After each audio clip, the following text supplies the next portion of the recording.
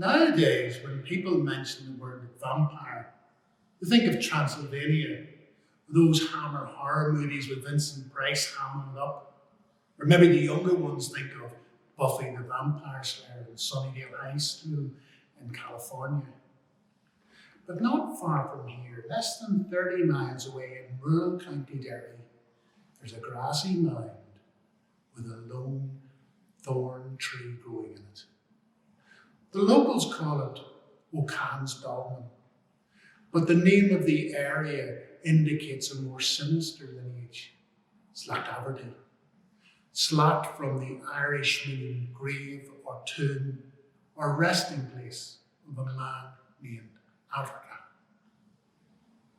The story goes back hundreds of years to the 5th century AD. There lived at that time and in that place a chieftain notorious for his cruelty and his viciousness. It is recorded that by his appearance he was deformed, and the word Avartak refers to the Irish for dwarf. Many of his people believed that he was an evil wizard and that he ruled through black magic. His cruelty knew no bounds, and he was hated and feared in equal measure. Avartak met his end because of his jealousy.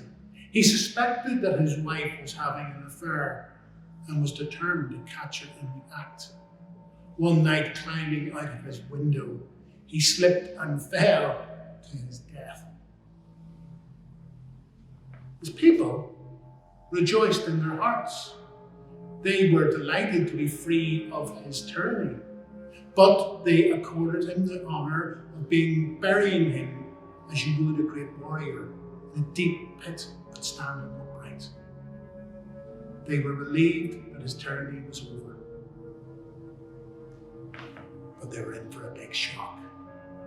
The very next day, Avartak appeared more vigorous and cruel than ever, and proffered a bowl and demanded that the villagers fill it with fresh human blood, or he would wreak great retribution. Some of the villagers fled to a nearby chieftain, Cahan, and asked him to come and save them from the risen Avartak. And Cahan came, and he took his sword and he slew Avartak, and he was buried once again in his grave. But the very next day, Avartak appeared again and proffered his bowl and demanded that it be filled with the blood of real human beings. Cahan came again. He took a sword and he slew Avartak, and he was buried again, this time in a remote grave, but to no avail. Avartak appeared, and he proffered his bowl, and he demanded that it be filled with the blood of real people.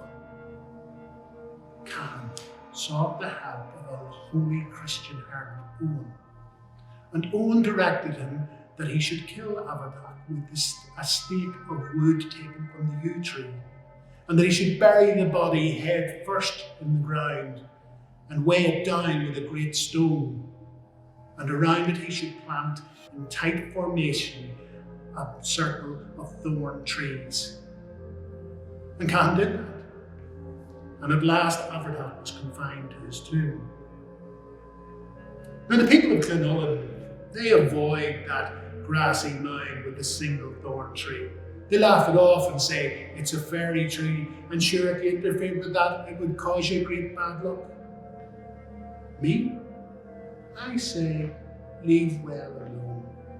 For you don't know that if you were to dig up that tree, you might dig up the roots that are pinning a vampire there. And you wouldn't want that now, would you? to be standing facing a risen man, proffering a bowl and demanding that you fill it with real human blood. That really would be bad luck now, wouldn't it?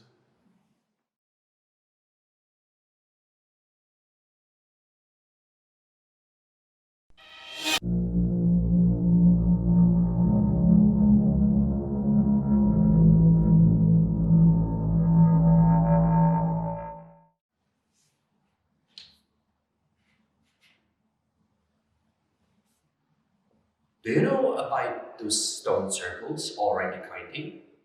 You know, the ones that look like Stonehenge, only smaller. Not many people find them, because they're usually in remote areas. Archaeologists, despite all their efforts and technology, still cannot find out who or what placed them there. There's one not too far away from here, called Ballygirl, near England. Back hundreds of years ago, there was a small village. The villagers there worked all day, tending to their livestock, cutting firewood, working their crops, eking out a living. They were poor, as they had to give half of their food to the clan chieftain or Catherine. That didn't leave them much to live on. One year, where there was a particularly bad harvest, things only got worse for the villagers. "I do not care about the bad harvest," said the chieftain of the O'Cahnans. "I expect to get the same amount of food, and if I don't, I will send my soldiers to the village and will take all your men and boys." Giving away their food during the bad harvest meant even less food for the villagers to live on. And just when they thought things were at the worst, one of the very few cows they had went missing. Then 2 sheep. Then a pig. The pig went missing. The pig went for the Lord's midwinter festival. I'm not gonna tell him.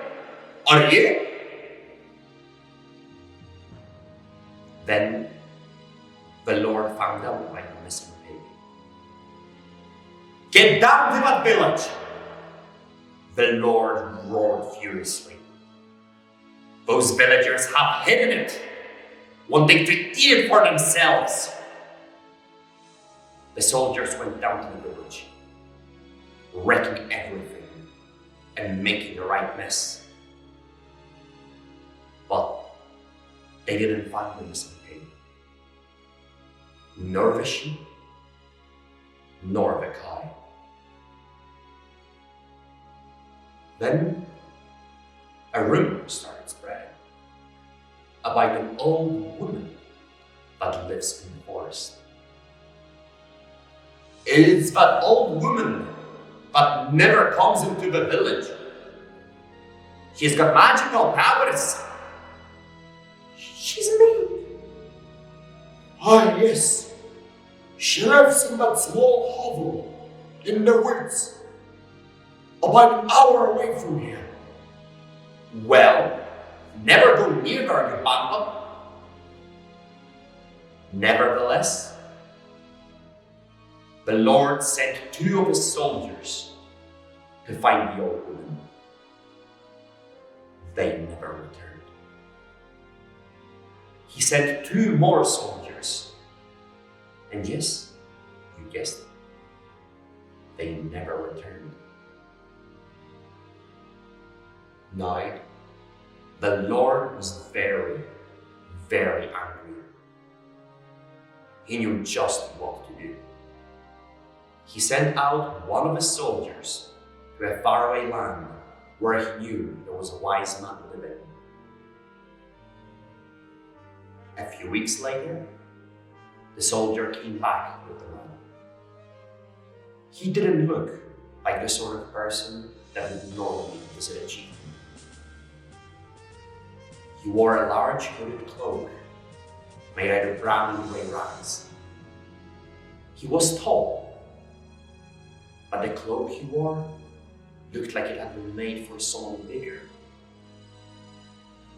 But it wasn't the clothes that made this person stand out, nor was it the beard that went down to his waist. No, what really made this person stand out was the tall stick he held. That was no mere tree branch. They say, one look at it, and you would see carvings of creatures. And when you look again, it looked just like a regular stick. A tall stick with knotty bits on. The Lord sent the man into the village. There he commanded them, dig out 12 of the largest rocks you can find. Each rock must be larger than a fully grown man. It was winter, and the villagers' stomachs were grumbling. So digging out rocks in the middle of the night was not very pleasant. But he didn't have any choice in the matter. Eventually, they dug up the rocks one by one. Place the rocks into a circle, he commanded them as he said to the forest. That night, there was a terrible storm. Thunder roared, lightning flashed, rain gushed, and the wind roared. It was midwinter, and it was the longest night of the year, the winter solstice. When the villagers awoke the next day, there was a new 13th stone in the middle of the stone circle. It was much smaller than the others. Its shape resembled an old woman, a witch to be exact. Never remove that stone.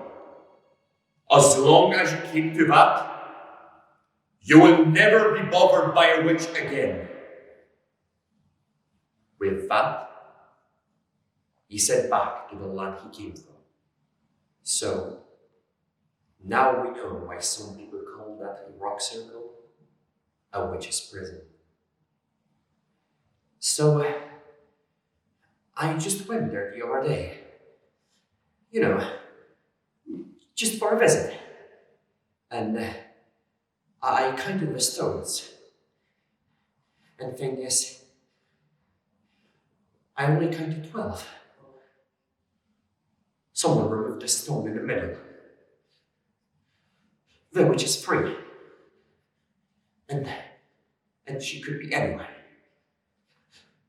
Perhaps even listening to the story. There! Behind you!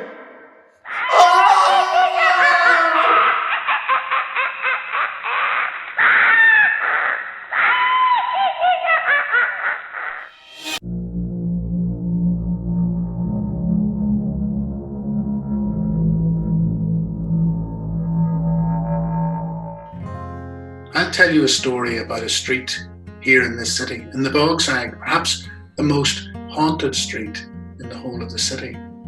It concerns a family, a mother, a father, and their large brood of children. They were poor as church mice. Food was scarce, and money even scarcer.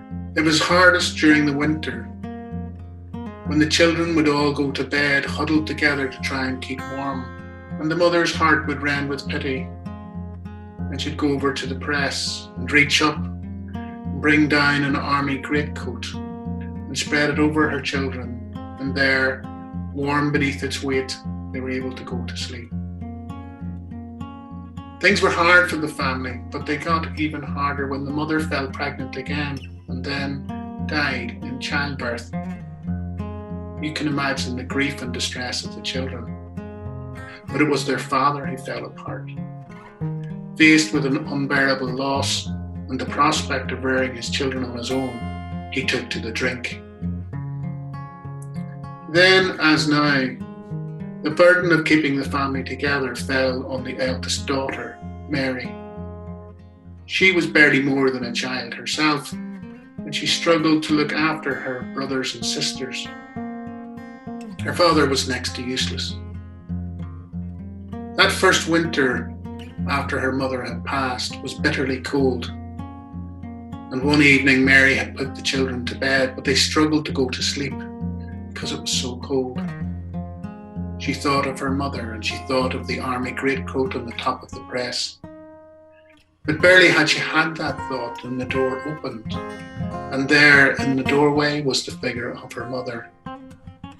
And the figure walked over to the press and reached up and took down the army greatcoat and came and spread it over her children. And they snuggled warm beneath its weight and were able to go to sleep. The same thing happened 2 nights later. On that second occasion, Mary resolved that she would tell her father. The next morning she roused him from his sleep, and still shivering from his hangover, he heard what his daughter had to say. He stumbled to the bedroom to look at the bed and the greatcoat, but befuddled and bewildered, he did not know what to make of it. He decided to go to the parish priest. The priest listened patiently to his story, and when he had finished, he looked him straight in the eye. You've not been much of a father to your children, have you? Your wife's spirit cannot rest because of the great burden you have put on Mary. Until you look after your children and make sure that they are cared for, she will never be able to lie in peace. Father sobered up almost instantly, and he vowed there and then that he would never touch a drop of drink again. And he must have kept to his word, my grandfather, because he never did drink again. And to the day she died, my mother Mary testified that she had seen the figure of her mother carrying the army greatcoat, and that she knew that she was loved and cared for, even in death.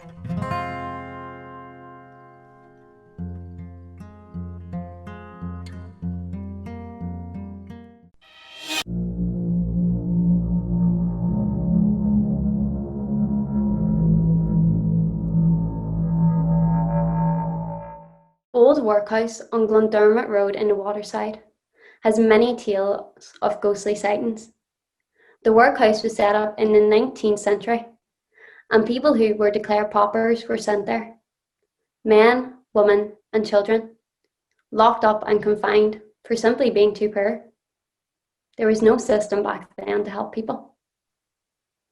You've maybe been there with your parents, or maybe to borrow a book from the library.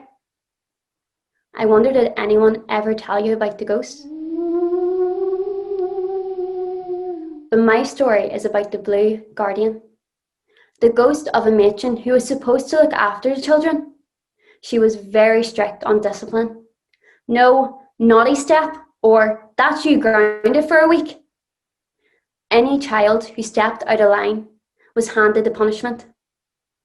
She became even stricter when she was brought to book by the management board for being too lenient. One of her favourite punishments was to lock a bold child in a large cupboard at the top of the house until he or she learnt their lesson. It was isolated enough that their screams or crying couldn't be heard. Usually they were only kept there for a few hours. One day, 3 small boys were sent to her for being disobedient, and they cried and they promised to be good, but they were sent into the cupboard.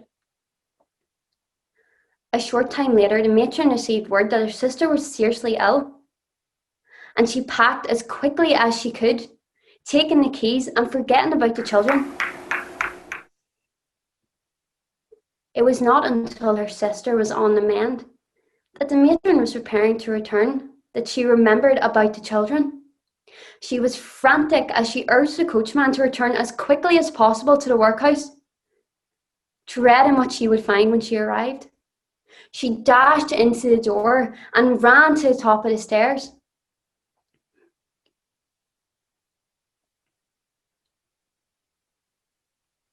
Not a sound was to be heard from the cupboard. She hoped and prayed that someone would have released them.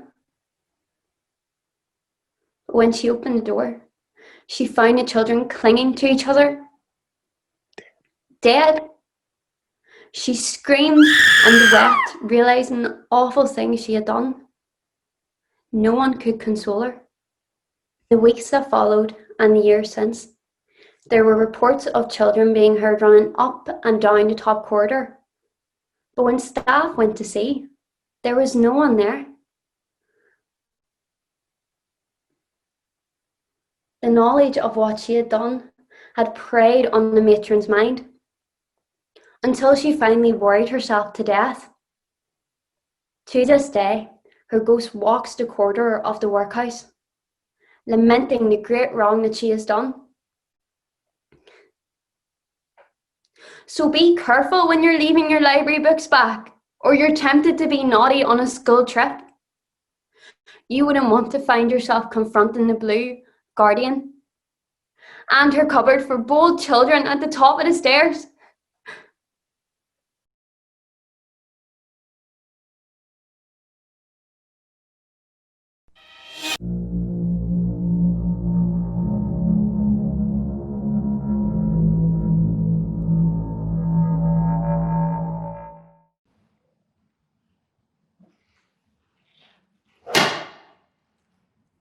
You've all heard of the wildest and grandest of all the Irish superstitions, the Banshee. You know, that old woman dressed in white clothing and combing her long white hair. You might also know her as a beautiful young girl, or a bird with a human face. The Banshee wails, usually in Irish, and she cries and keens her hands pitifully. You don't want to hear her cries, of course, for that means death. If not to the one who hears her, then to some relative or neighbor. In Derry, up until recently, a lot of people believed in the Banshee, for good reason.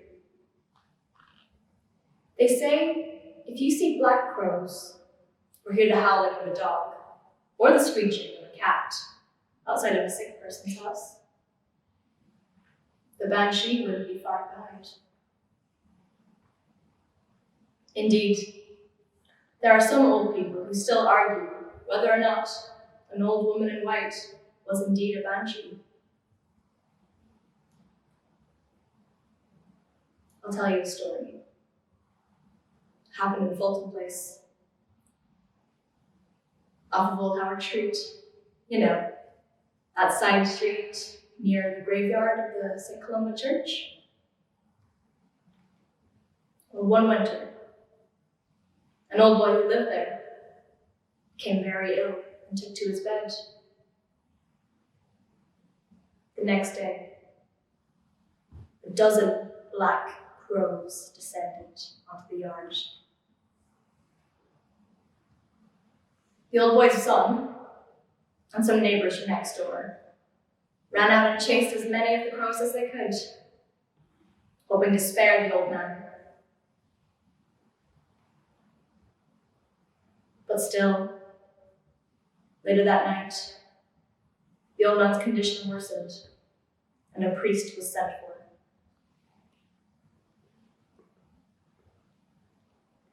At about 1 in the morning, a young niece who was visiting heard a strange knock at the back door.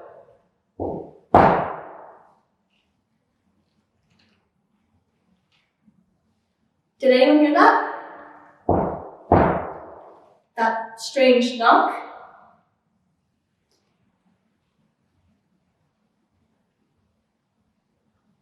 Everyone answered her with their blank, confused stares.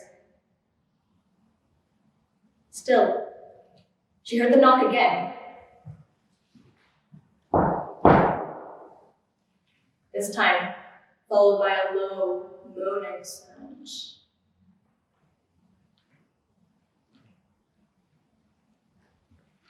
An old woman, who was sitting across from her, noticed her startled expression, told her to go answer that door immediately. He'll have no rest till that door is answered. So the young girl went to the back door and opened it. Suddenly, she collapsed into a faint and screamed. Everyone inside ran out to see what had happened. There they found her, crying, screaming, shaking. The color drained from her face. Mr. Doherty, the neighbor, carried her back in, and his wife, Mrs. Doherty, calmed and comforted her. What's wrong, love? What's giving you such a turn? When I opened the door, I saw this hag sitting across the yard. She wore white clothing and she was combing her hair. She saw me and she started crying and coming towards the door. I panicked, I screamed back at her. And then she just vanished.